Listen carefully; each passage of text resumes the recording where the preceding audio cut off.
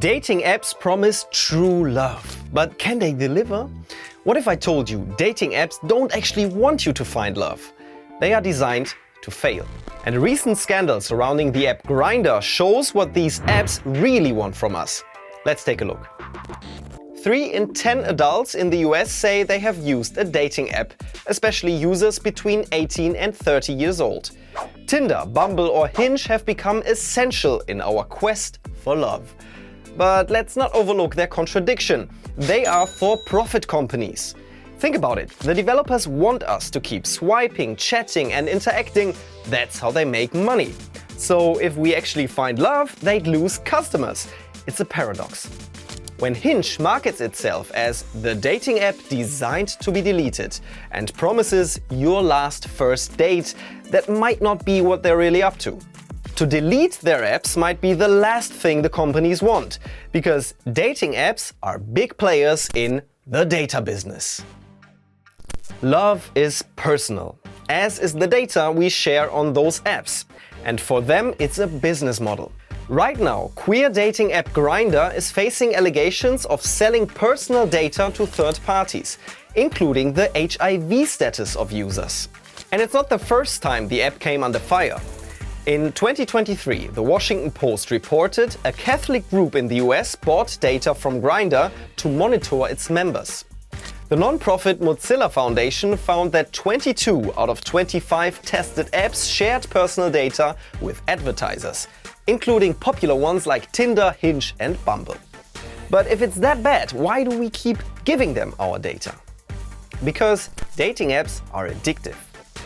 On Valentine's Day 2024, Match Group, which owns Tinder, Hinge and more, was hit with a lawsuit by users.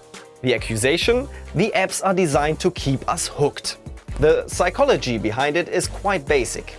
Things like matches, messages or likes trigger a dopamine rush in the brain. Dopamine is the feel-good hormone. So with every swipe, we're chasing that rush, hoping that maybe the next person will give it to us, or the next, or the next, or the next.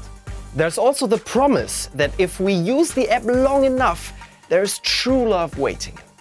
And the apps are cashing in on our addiction. Paid premium features offer more and better matches and more visibility, for example. 35% of adults in the US who have used a dating app or site said they've paid for such features at some point. So, is all this selling our data, becoming addicted, paying for premium even worth it? Do dating apps even work? The truth is, we're still in the dark. Surprisingly, romantic relationships are very poorly understood by science. That's because reliable data is hard to come by. A recent US study suggests that people who met their partner online are slightly less happy in their marriage than people who met offline. But it's not entirely clear that online dating is the decisive factor for that. One interesting side note. In 2014, the app OkCupid faced backlash for a controversial experiment.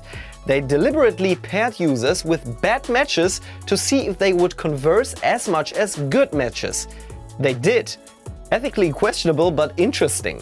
So if eHarmony promises us a lasting relationship because of their unique compatibility matching system, we might want to question that they actually have a magic formula. Dating apps are a part of our lives now, but I think it's important that they become more transparent with their algorithms and how they handle our data. And I don't see them doing this on their own, so at some point we might need some regulation. What do you think?